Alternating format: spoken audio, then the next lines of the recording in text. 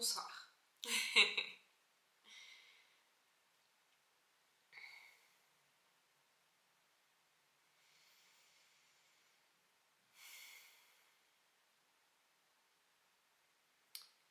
Je fais une petite vidéo ce soir parce que, comme bien souvent, une question finit inlassablement par me trotter dans la tête et elle prend de plus en plus de place ces derniers temps.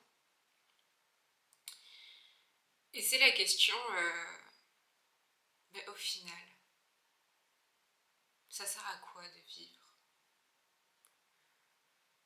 Et j'ai beau me tordre les méninges, me dire, mais à faire des expériences, on parle souvent du parcours de l'âme, comme quoi on vient ici pour s'élever, on a choisi toutes nos expériences, notre famille en amont, tout ce qu'on allait faire, bref, les grandes lignes. Ok, ok, mais au final, tout ça, ça sert à quoi? Pourquoi l'âme, elle reste pas juste dans le tout, en fait? Si on est si bien auprès de Dieu, si on peut choisir de s'incarner ou pas. Pourquoi on reste pas au chaud, bien au chaud dans la lumière, dans l'unité? Et bah en fait, la réponse à cette question, c'est que il n'y a pas de raison particulière. En tout cas, c'est la conclusion à laquelle je suis arrivée.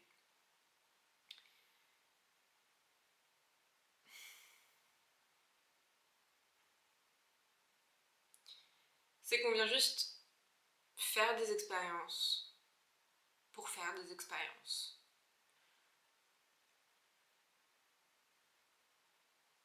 Il n'y a pas de finalité en elle-même, au fond, du fond. Ça ne sert pas de vivre, pas dans le sens où on l'entend.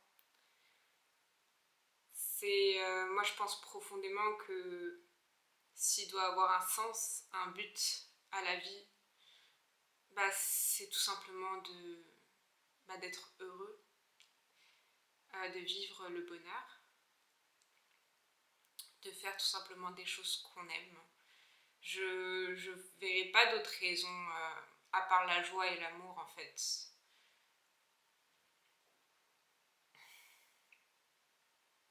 Ça semble si compliqué dans cette vie matérielle, dans cette vie terrestre, de faire ces expériences-là justement.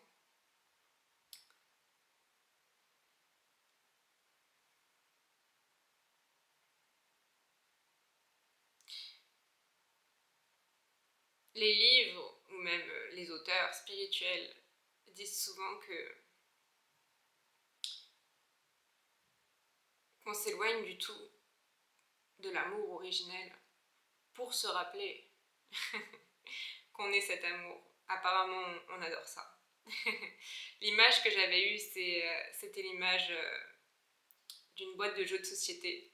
Quand la boîte est fermée, qu'il y a le plateau de jeu, les pions, les dés, bref, le décor, tout à l'intérieur, bah c'est ça l'unité, c'est le tout.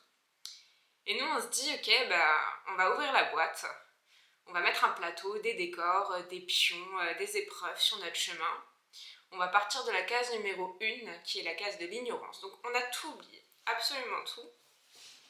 Et le but, c'est d'arriver à la case, arriver justement à la victoire, et qui est le tout, qui est l'amour universel. Et on va jouer.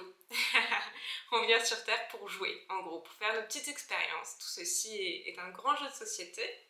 On navigue sur ce petit plateau, on passe des étapes, etc. On vit des aventures, on passe par des plaines, on passe par des forêts, il y aura des pièges sur notre route, il y aura aussi des bénédictions, on va en comprendre des choses. Après tout, cette histoire a un sens, comme dans tous les jeux de société. Et on va arriver à la case arrivée et on va retourner dans l'amour. Et apparemment, c'est l'éclate. Donc bon, ouais. Franchement, si la vie devait avoir un sens, ce serait juste mais de s'éclater, en fait. Ce serait juste de kiffer. Bon, évidemment, on est bien loin du système métro, boulot, dodo, de l'objectif d'une vie sociale, pardon, stable.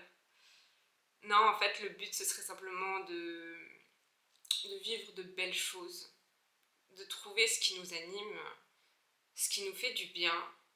Et même ça, au fond, ça n'a pas d'autre objectif mais que de nous nourrir pardon, et d'être heureux. Ô combien la cause serait noble et elle aiderait le monde. Au final, on fait tout ça parce que ça nous rend heureux, on défend les faibles, on aide les pauvres, on soutient des valeurs et des causes que l'on trouve nobles, mais tout simplement parce que c'est ça qui nous anime, c'est ça qui fait battre notre cœur. Donc l'enjeu maintenant, c'est de trouver qu'est-ce qui nous anime. Déjà, ça passe par se libérer de beaucoup de croyances. Euh, pour ceux qui croient au transgénérationnel, pardon, le karma, qu'il soit familial ou que ce soit le nôtre accumulé dans d'autres vies, mais si je pense que tout est lié, bien évidemment. Il ne sert à rien d'en vouloir à nos ancêtres. Ça fait partie de notre travail, de notre chemin, de ce qu'on a à purger. Déjà se libérer de tout ça, c'est déjà un bon bout de chemin de parcours. Même si j'ai souvent, à tort, sûrement, je pense souvent que c'est une fois que je serai guérie, une fois que je serai libérée de tout, que ma vie pourra vraiment commencer. C'est une erreur, évidemment, c'est une illusion.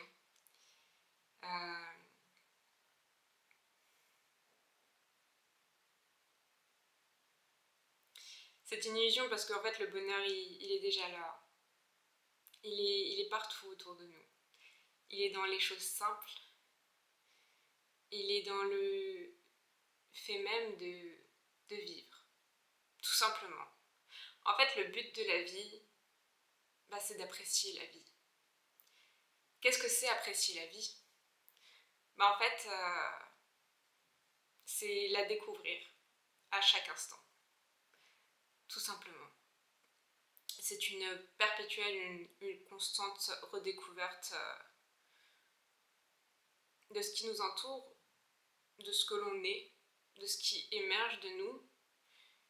Et c'est pour que cela soit continuellement possible, c'est en quelque sorte ne s'attacher à rien, en fait. Ni l'image qu'on a de nous, ni l'image qu'on a des choses. C'est simplement se laisser porter. Ça ne veut pas dire être passif.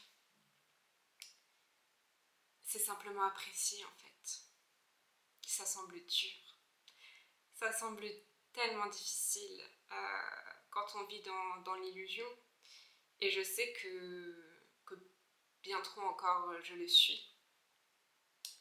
Dans cette illusion dure et froide du monde où on a l'impression qu'on est incompris, qu'on est seul, qu'on est isolé. Bien évidemment, tout ceci n'est qu'un vaste mensonge. En fait, c'est un choix, tout simplement. Apprécier la vie, c'est un choix.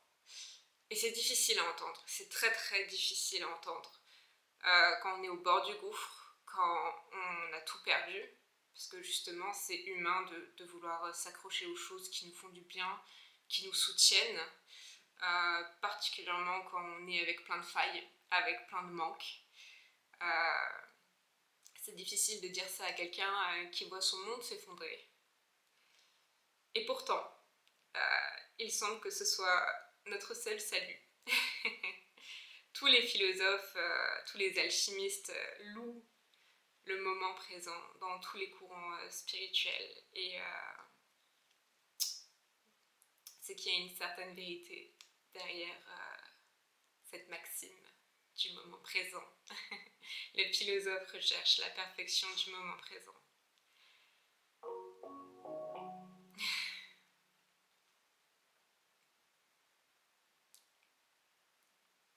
Au final, la seule chose qui se met entre nous et notre bonheur, c'est tout le temps nous-mêmes, en réalité. C'est notre vision du monde, c'est nos attaches, nos croyances, nos douleurs du passé qu'on n'a pas purgées ou auxquelles on s'accroche terriblement. Parce que l'être humain a horreur du vide. C'est pire que tout pour lui. Et pourtant, c'est que quand on réinitialise les choses et qu'on repart des fois de zéro, et que de nouvelles choses peuvent émerger et qu'on est vraiment à même d'accueillir la vie et ses présents tels qu'ils viennent, tels qu'ils sont.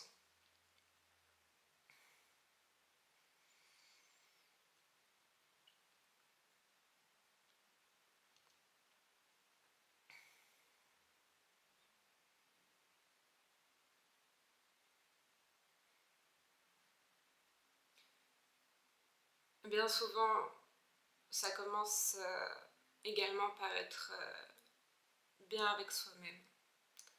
Un enjeu, un défi qui peut paraître insurmontable. Surtout quand on est isolé, mais c'est bien pour ça qu'on finit isolé au final. Des fois, j'ai l'impression que la vie, elle est vraiment faite pour nous apprendre l'amour de soi. Ça passe par le respect, la pose de nos limites, la valorisation, l'estime de nous, de notre parcours, de nos expériences.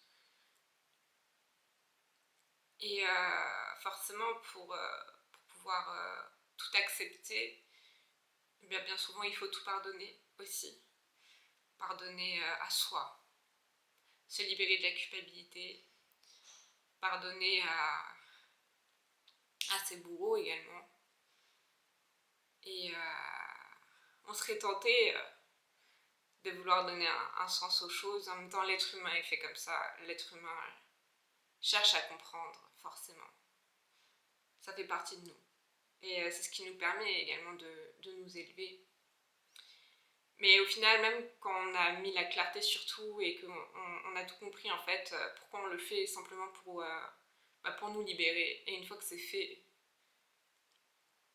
on se rend compte que, pas que ça servait à rien, mais que le seul objectif, au final, c'était juste de se délester des choses. Et encore une fois, pour accueillir le moment présent tel qu'il est. Le problème avec le passé, c'est que il n'existe pas. Le passé n'existe que dans notre esprit. Il n'est fait que pour nous donner des clés de compréhension sur le moment présent. Et quant au futur, c'est une évidence qu'il n'existe pas. Au final, tout nous ramène en fait au moment présent et à l'accueil du présent.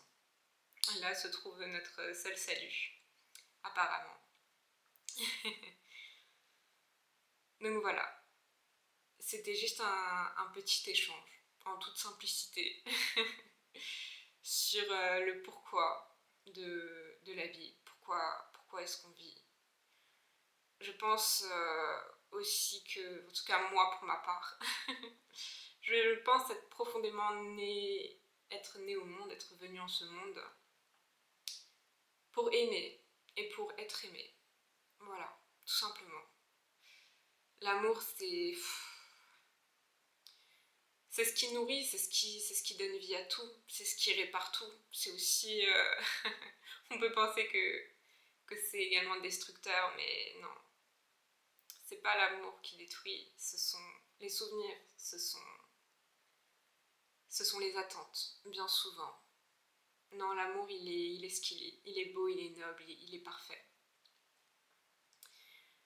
Donc voilà, je vous souhaite du plus profond de mon cœur de vous aimer, de cultiver l'amour en vous, de cultiver l'amour autour de vous, d'aimer vos proches et de voir la beauté en tout. Parce qu'en tout cas, pour moi, c'est comme ça que la vie peut être belle. Et oui, là, ça donne un sens aux choses, ou plutôt, la question du sens ne se pose même plus. C'est juste beau, c'est juste agréable, c'est juste bien de vivre, au final, quand c'est comme ça.